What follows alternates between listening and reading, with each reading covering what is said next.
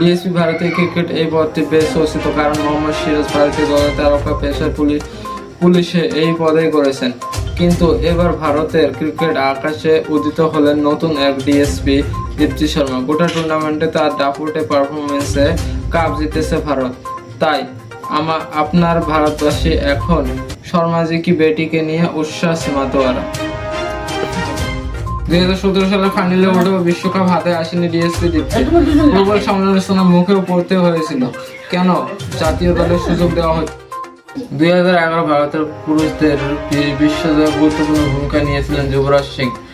তিনিও ব্যাটে বলে পারফর্ম করতে বিশ্বকাপের সেরা হয়েছিলেন। এবারও ঘরের মাঠে বিশ্বকাপ খেলতে নেমে টুর্নামেন্টে সেরা হয়েছেন এক ভারতীয় অলরাউন্ডার। টুর্নামেন্টের সবচেয়ে বেশি উইকেট 22 গজ দীপ্তির ঝুলিতে 200-এর বেশি রান করেছেন।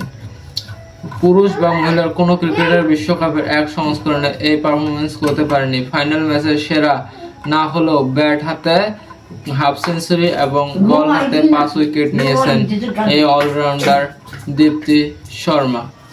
দলের কার্যকরী ভূমিকা নিয়েছেন দীপ্তি।